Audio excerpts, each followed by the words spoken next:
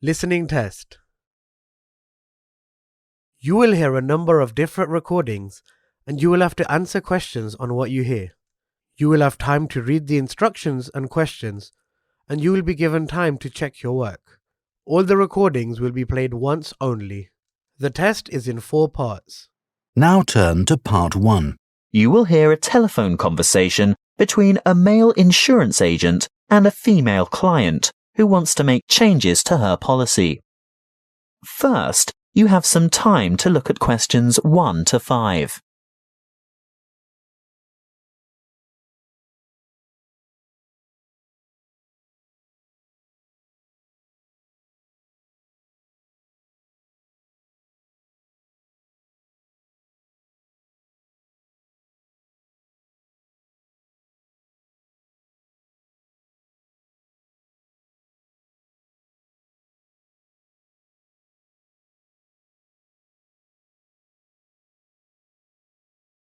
Now we shall begin.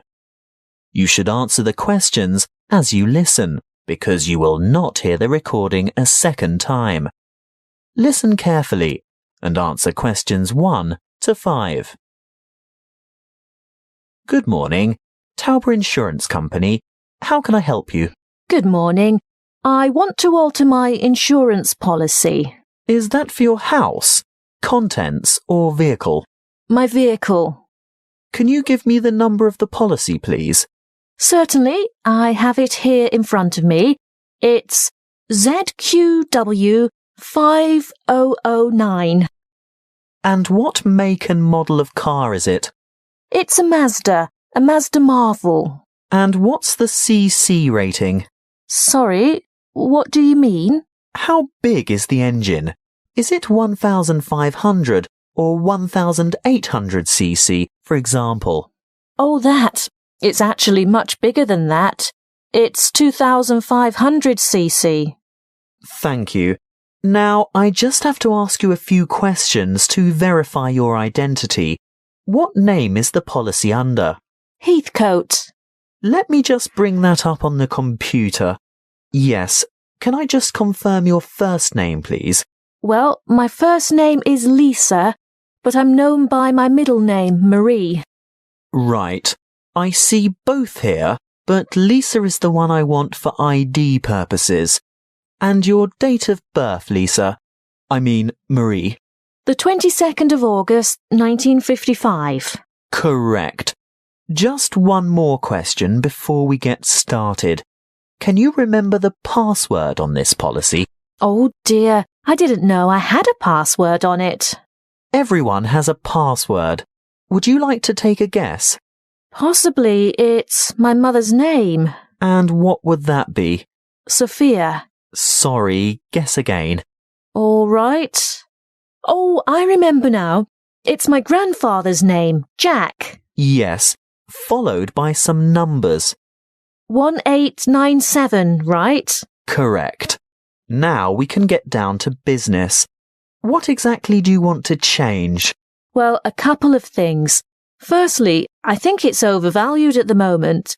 Can we reduce the value by $5,000? You mean bring it down to $15,000? Yes, I'm sure it's lost quite a bit of value over the past year. Done.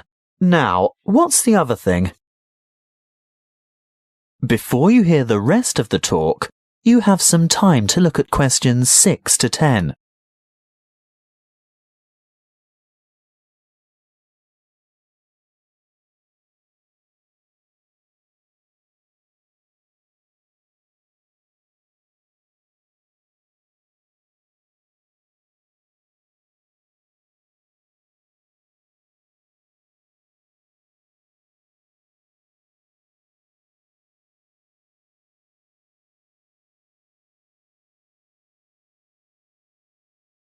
Now listen and answer questions 6 to 10.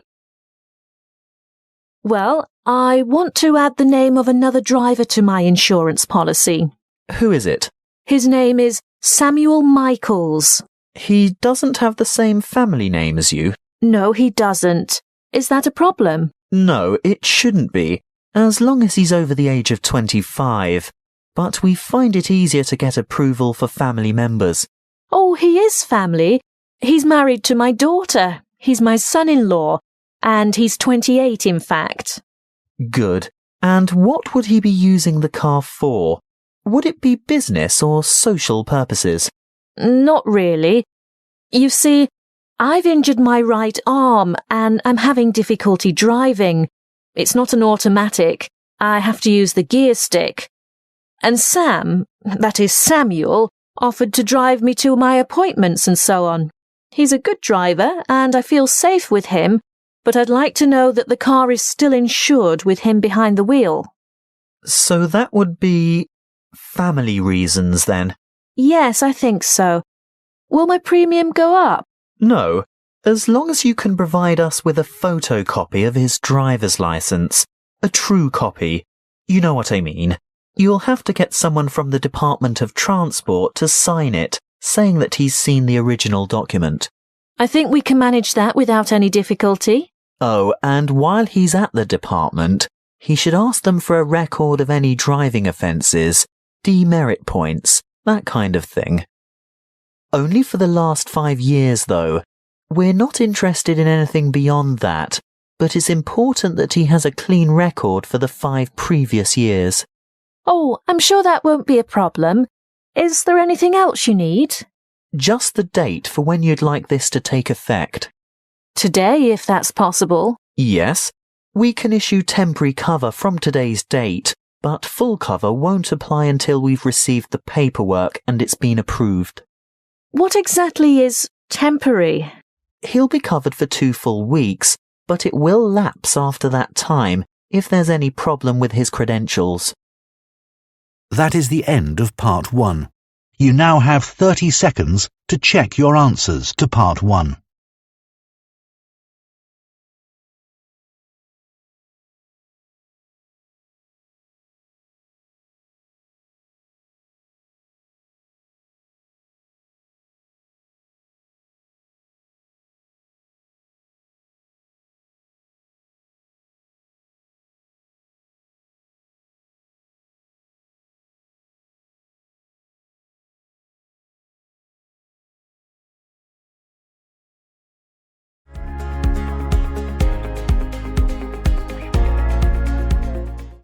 Part 2. You will hear a counsellor from Health Services talking about confidence and goal setting. First, you have some time to look at questions 11 to 16.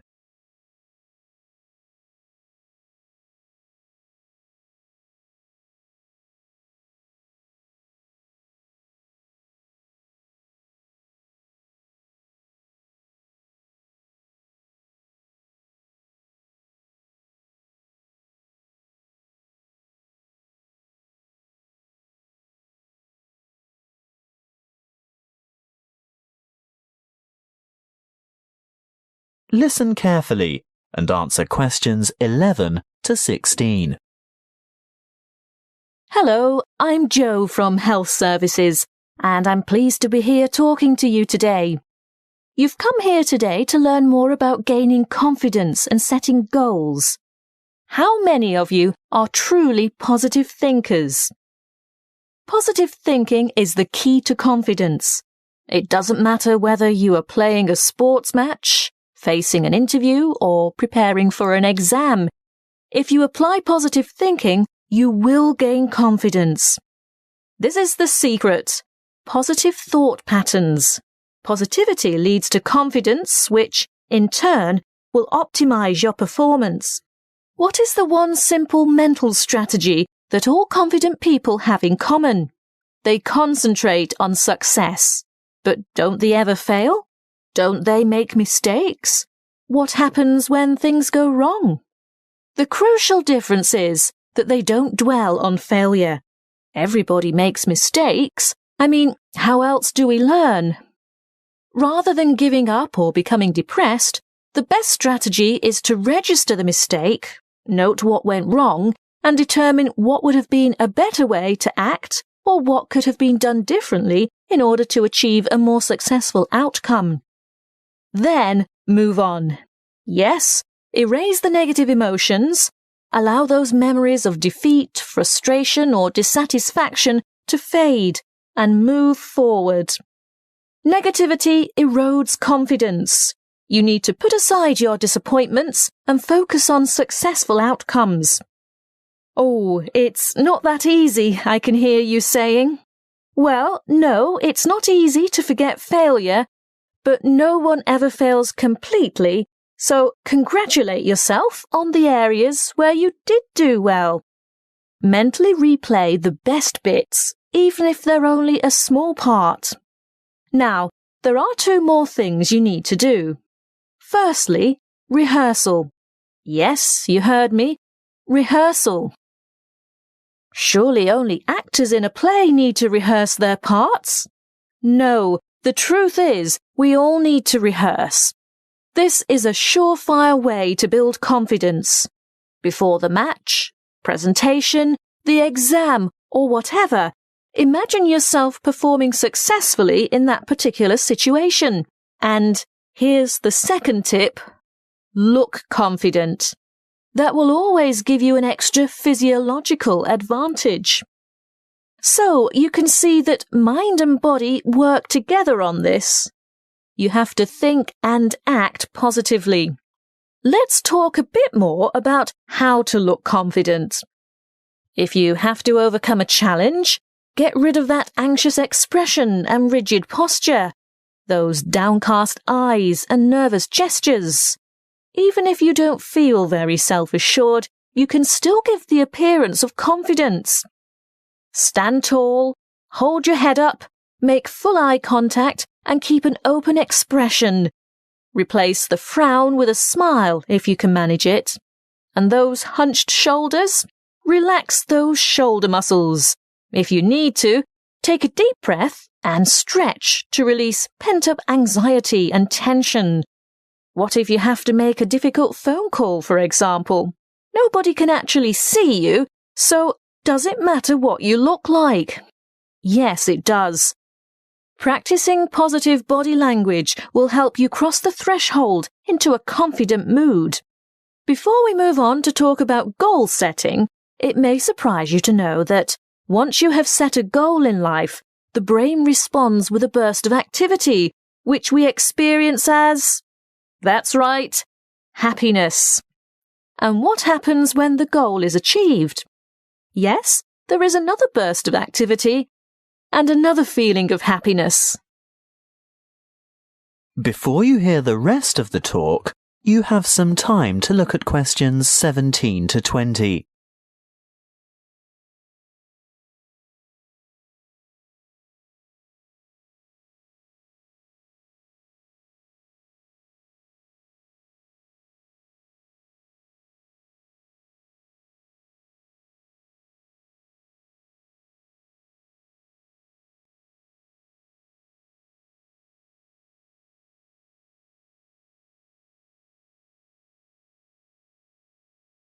Now listen and answer questions 17 to 20. As you can see, the recipe for a happy life is to maintain a positive attitude and keep setting and achieving your goals. So, whatever your goal, whatever it is that you're aiming for, a new job, losing weight, giving up smoking, graduation, you need an appropriate, and by appropriate I mean achievable goal. That's the first step. The next thing to consider is motivation. How do you get going? Well, it's more likely to motivate you if you think of the rewards of success rather than focus on failure or what you might lose. So, you need to establish your incentives. After that, you'll have to work out the various stages and phases that you'll need to go through along the way and prepare for each one of them. If you're not naturally motivated, keep the targets small and achievable. But it really is important to ensure you collect the resources to accomplish the various steps.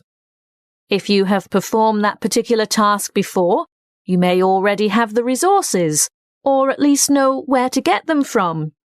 If not, ask someone who has already succeeded. When you have got this far, the next stage is obvious. Yes, you have to take the first step. That's not quite all there is to it, though. The final thing is to remember to keep track of what you've accomplished. In other words, be sure to maintain a progress log. That way you can look back at your previous small successes and watch your progress along the way to achieving your goal. That is the end of Part 2. You now have 30 seconds to check your answers to Part 2.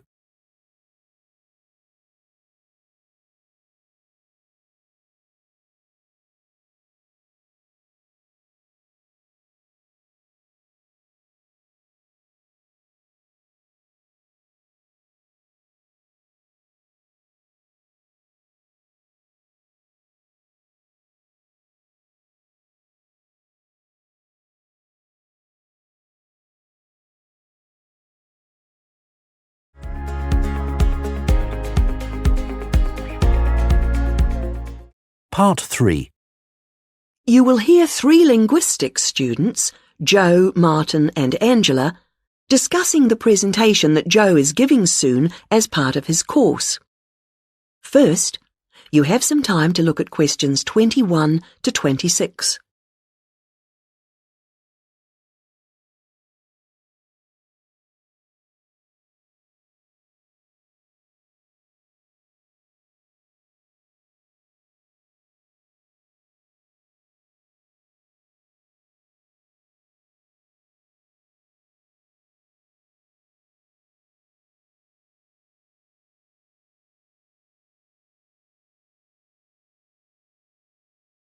Now listen to the first part of the conversation and answer questions 21 to 26.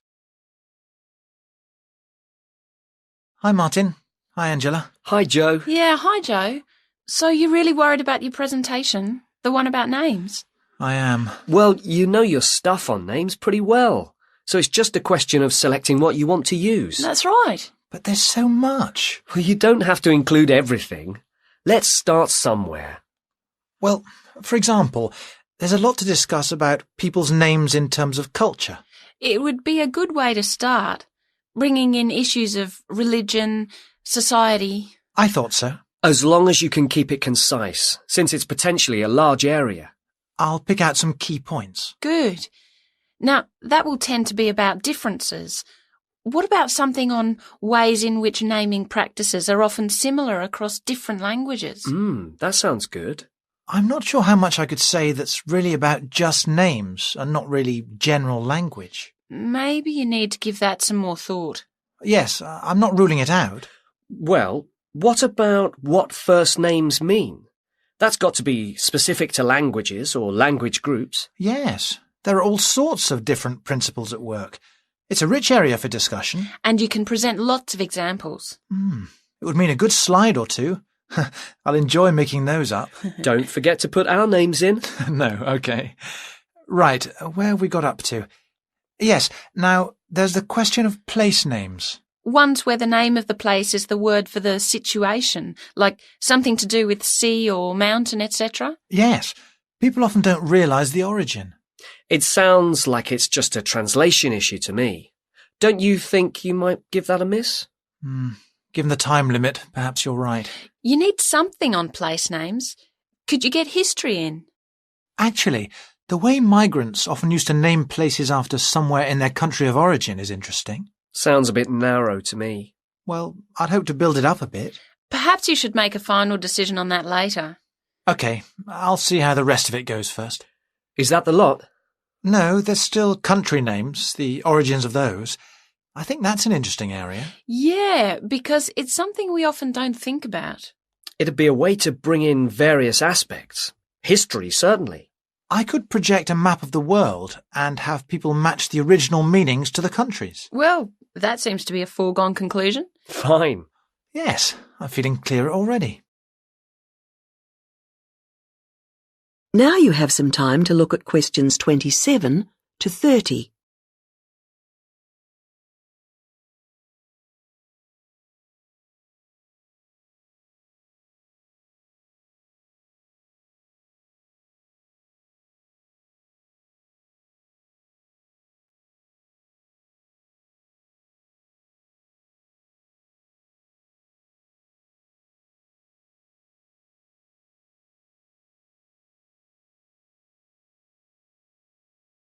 Now listen to the rest of the conversation and answer questions 27 to 30. You know, there's another aspect that I think I'll cover. Yes? Brand names. Isn't that more to do with business studies? Well, international companies are finding it increasingly important to have brand names that can be used in many different countries. Oh, so they can advertise the same product everywhere? Yes, and it seems that brand names are very special in our brains. How so? Well, there was a research study recently, carried out on a group of about 50 students. They showed them 108 words, and the students had to say whether they recognised them as real words or not. The list included, all mixed up, ordinary nouns, brand names, and meaningless words, and they were shown all the words quickly. And the brand names seemed to be recognised strongly and in the emotional right-hand side of the brain. It was interesting that the brand names were recognised more readily if they were displayed in capital letters rather than lowercase, something which doesn't apply to normal words. How strange. What else did the researchers find out? Of course, it's a relatively small study, but they suspect that other visual features are at play, and so that, for example, colour has a major effect in helping us to store brand names in a special way in our brains. I suppose that's logical. But what do they mean by a special way? I'm not saying I understood everything about this study. Of course not. But they seem to be saying that the power of brand names is that they conjure up a range of associations inside our brains, more so than ordinary words or names do. I guess this is great news for international companies. Potentially, certainly. Though exactly what they do... That is the end of part 3. You now have 30 seconds to check your answers to part 3.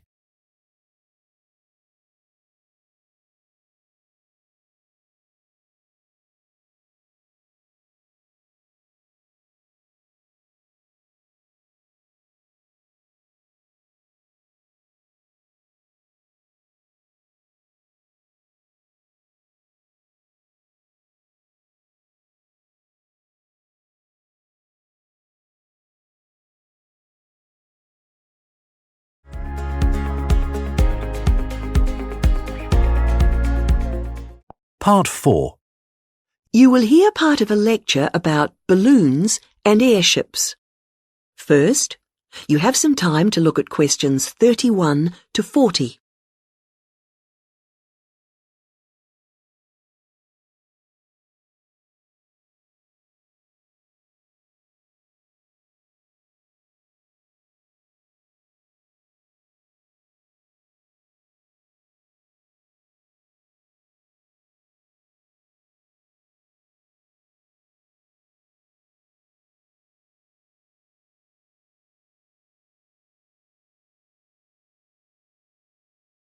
Now listen to the lecture and answer questions 31 to 40. Now, balloons and airships are worth consideration because while on the one hand they represent humans' first successes at air flight, after centuries of less than successful theory and experimentation, they also, on the other hand, continue to be used today. We may have appeared to have moved on to jet planes and space rockets, but you can still see these more primitive flyers in the skies. OK, gas balloons first. France saw the first balloon flight in 1783, and this began a process of development. By 1862, in the Civil War in the United States, we find Thaddeus Lowe replacing spies with balloons to go behind enemy lines. The success of this led to the continued use of balloons in peacetime, and they were employed in the creation of maps. And such applications continue to this day, with balloons assisting in increasing our knowledge and understanding of the world we live in. Unmanned balloons are still widely used to collect data to inform scientific research of various kinds. You'd be surprised at how much they contribute. All sorts of instruments can be mounted in a balloon, and ongoing investigations into climate benefit from the information that can be gathered from a flight. Well, that's gas balloons. Now, the increase in the popularity of ballooning as a sport or leisure activity has been mainly due to the development of the modern hot air balloon, being cheaper and safer than the gas balloon. Heating air, rather than using potentially explosive gas, is what makes these rise, although the process doesn't generate as much lift as with gas balloons. But this is a small price to pay for its other benefits, and this type of balloon is no doubt here to stay.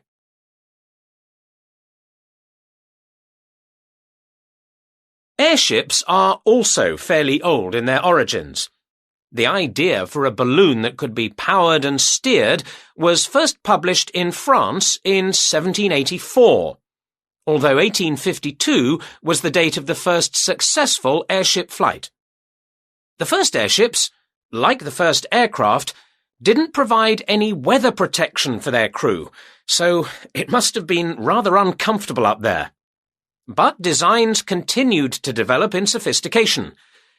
It was realized that the ships would drift about if they weren't strengthened, and that to work effectively, they would have to have a framework. Once designs started incorporating this, flights became longer and more reliable. Airships were deployed for various uses in the First World War, and once peace returned, designers began to turn their attention to ambitious plans for regular intercontinental flights. However, in the 1930s, this program more or less came to an end. For one thing, the speed and popularity of airliners meant that the airship appeared superseded. They just couldn't compete. And as if that weren't enough in itself, another factor in the decline of the airship was an alarming number of crashes, and this, of course, put people off. Nevertheless, several countries have continued to build smaller airships for various uses, such as naval observation or publicity purposes. In fact, their popularity seems set for a slight revival, and in the past few years, there has been renewed attention paid to the possibility of using them to transport cargo. Who knows? Maybe the 21st century will be the age of the airship. Now, if you look at your handouts, you'll see that I've included some information. That is the end of Part 4. You now have 30 seconds to check your answers to Part 4.